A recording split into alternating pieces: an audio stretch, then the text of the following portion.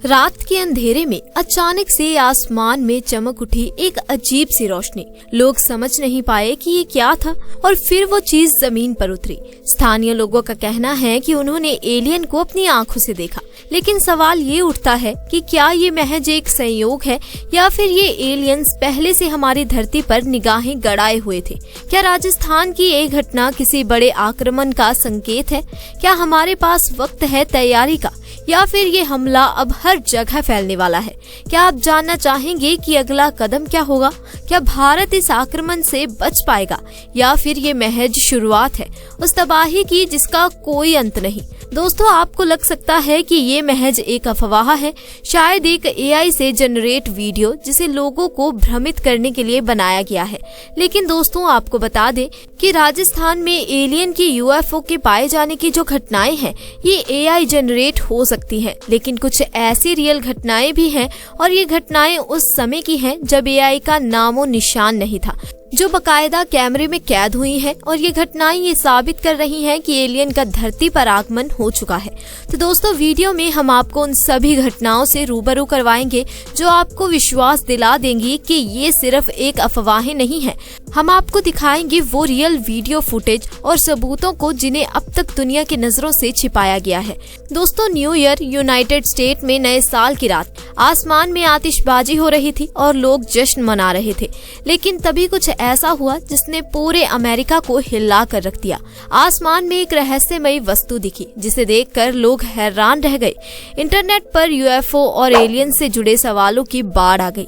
ऐसी ही एक घटना भारत में भी घटित हो चुकी है, जो भारतीय वायुसेना के एक पूर्व अधिकारी ने बताई थी। कारगिल युद्ध के दौरान भारतीय वायुसेना के सामने एक अजीब सा स्पेसक्राफ्ट दिखाई दिया था जिसे कुछ लोग एलियन यान मानते हैं। ये घटना वायुसेना के एक पायलट ने साझा की थी। उनका दावा है कि उन्होंने आसमान में एक अनजान वस्तु को देखा था जो किसी मानव निर्मित विमान से बिल्कुल अलग थी। ये घटना आज भी रहस्य बनी हुई है। दोस्तों, हमारी आकाश गंगा मिल्की वे जैसे अरबों खरबों आकाश गंगाएं हैं।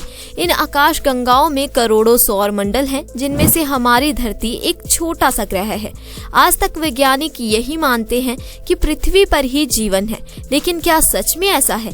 क्या हम इस अनंत ब्रह्मांड में अकेले हैं? वैज्ञानिकों का मानना है कि कहीं न कहीं हमारे अलावा भी जीवन जरूर है। हाल ही के वर्षों में दुनिया भर में यूएफओ देखे जाने की घटनाओं में बढ़ोतरी हुई है। बेल्जियम में विशेष रूप से यूएफओ को देखने की घटनाएं रिकॉर्ड की गई हैं। ईस्ट फ्लैंडर्स प्रांत में सबसे अधिक 45 बार यूएफओ देखे गए हैं, जबकि एंटवर्प में 38 और वेस्ट फ्लैंडर्स में 30 बार। एक बेल्जियम संगठन जो इन घटनाओं पर नजर रखता है, उसने 2023 तक 52 घटनाओं की रिपोर्ट दर्ज की है।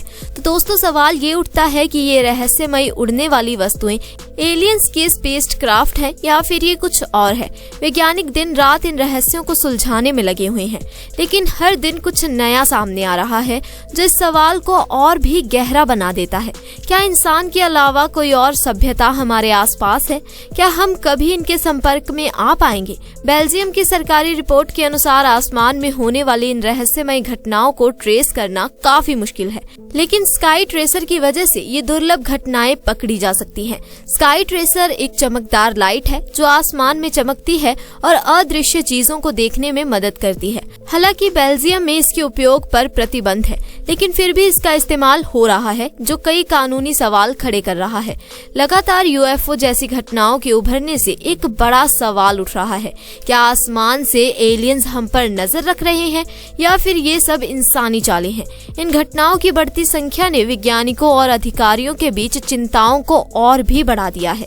अगर ये वास्तव में यूएफओ हैं, तो इनकी स्टडी होनी चाहिए, और अगर ये मानव निर्मित घटनाएं हैं तो इन पर तुरंत रोक लगनी चाहिए। हमारे वैज्ञानिक लगातार दूसरे ग्रहों की खोज में लगे हुए हैं जहां पृथ्वी की तरह जीवन हो सकता है, लेकिन साथ ही ये भी कहा जाता है कि एलियंस भी इस ब्रह्मांड में कहीं और रह रहे हैं और शायद हमें लगातार लगातार देख रहे हैं।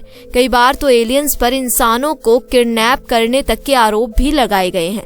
सवाल ये है कि क्या वैज्ञानिक कभी उन एलियंस को खोजने में कामयाब हो पाएंगे जिनकी बात सदियों से की जा रही है। इतिहास में भी कई ऐसी कहानियां मिलती हैं जो इस बात की ओर इशारा करती हैं कि शायद हम इंसानों के अलावा भी कोई सभ्यता जरूर है। लगभग 2000 साल पहले जब अंतरिक्ष यात्रा की कल्पना भी नहीं की गई थी, रशिया में एक यूनानी लेखक ने पृथ्वी से दूर जीवन का जिक्र किया था। उन्होंने अपनी किताब में एक यात्रा का वर्णन किया है जहां एक बवंडर में फंसकर कुछ लोग चांद तक पहुंच गए थे। उस समय ये सफर 7 दिनों में तय किया गया था, जबकि आज के समय में रॉकेट से चांद तक पहुंचने में इसका आधा समय ही लगता है।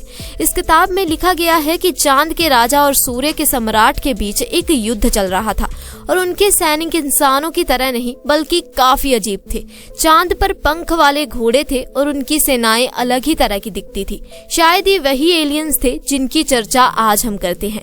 800 साल बाद 10वीं सदी के जापान में भी एक और अनोखी कहानी सामने आई।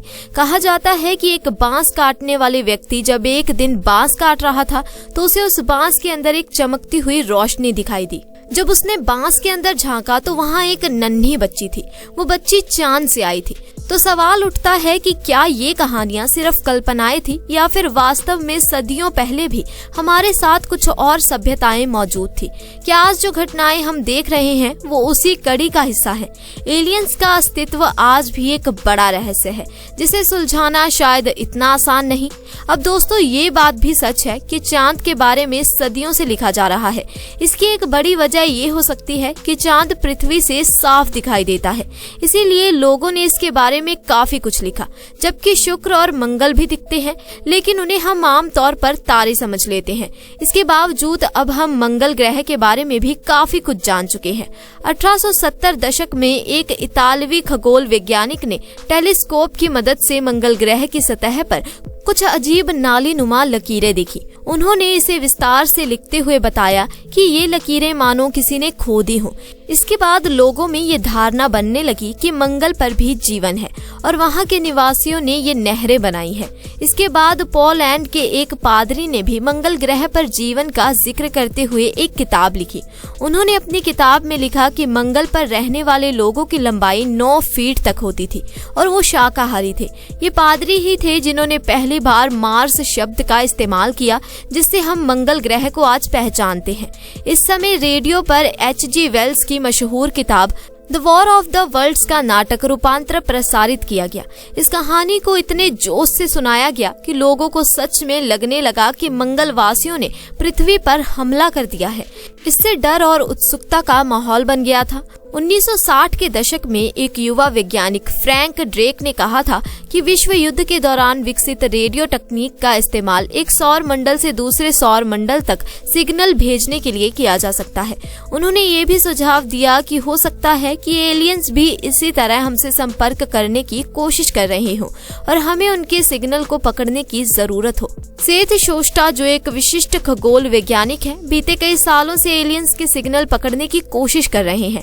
उन्होंने रेडियो एंटीना को नजदीकी तारे की तरफ मोड़ दिया, इस उम्मीद में कि अगर एलियंस वाकई में कोई सिग्नल भेज रहे हैं तो उसे पकड़ा जा सके।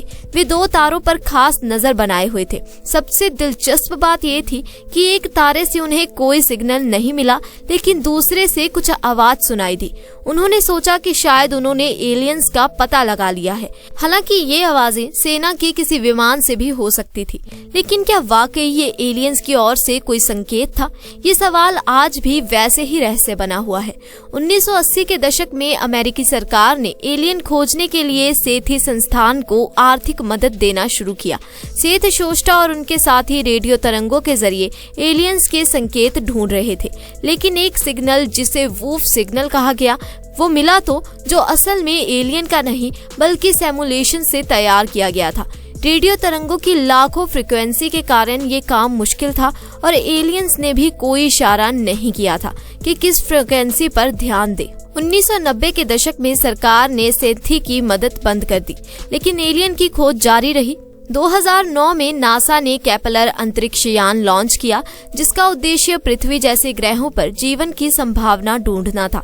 केपलर ने 9 सालों में 2000 से ज्यादा नए ग्रह खोजे, जो चौंकाने वाला था। अब सवाल है कि क्या इनमें से कुछ ग्रहों पर जीवन हो सकता है। हम जानते नहीं कि जीवन किस परिस्थिति में पनपता है, लेकिन अगर ग्रह पृथ्वी जैसा आकार का है और सही जलवायु में है तो वहाँ जीवन हो सकता है। इस आधार पर हमारी आकाश गंगा में 30 करोड़ ग्रह हो सकते हैं जहाँ जीवन संभव है। डेविड ग्रीनस्पून के अनुसार ब्रह्मांड में जीवन की संभावना पर वैज्ञानिकों की सोच बदल रही है। अधिकतर खगोल वैज्ञानिक मानते हैं कि पृथ्वी के अलावा भी जीवन हो सकता है। वैज्ञानिकों को भरोसा है कि छोटे जीव जो जीवन की शुरुआत का आधार रहे, पूरे ब्रह्मांड में फैले हो सकते हैं। हालिया खोजों ने एलियंस की तलाश में रुचि और बढ़ाई है। अब सबसे बड़ा सवाल है, अगर एलियंस मिल भी गए तो हम क्या करेंगे। स्टीवन डेक, जो नासा के प्रमुख इतिहासकार भी रह चुके हैं, उनका कहना है कि एलियंस मिलने के बाद का कोई ठोस प्लान नहीं है। क्या वे दोस्ताना होंगे या हमें उनसे खतरा हो सकता है। इसके अलावा हम उनसे बात कैसे करेंगे। फिल्म अराइवल में ये मुद्दा बेहतर तरीके से दिखाया गया है। हमें एक ऐसी भाषा की जरूरत होगी जिसे पूरा ब्रह्मांड समझे। कुछ लोगों का मानना है कि गणित इसका उत्तर हो सकता है, लेकिन इसके बारे में भी अलग अलग राय हैं। इसके अलावा क्या हम एलियंस को धर्म के दायरे में देखेंगे। उनसे बातचीत कौन करेगा, संयुक्त राष्ट्र, नासा, इसरो या कोई और देश। स्टीवन डीआईजी का मानना है कि हमें ये योजना बनानी चाहिए। दशकों की खोज के बाद भी हमारे पास एलियंस के अस्तित्व का कोई ठोस सबूत नहीं है, लेकिन ब्रह्मांड इतना विशाल है कि जीवन सिर्फ पृथ्वी पर हो, ये सोचना शायद गलत होगा। हो सकता है किसी और ग्रह पर भी जीवन पनप रहा हो। आपका क्या विचार है, कमेंट सेक्शन में हमें जरूर बताएं। मिलते हैं नेक्स्ट वीडियो में, तब तक के लिए जय हिंद, जय भारत।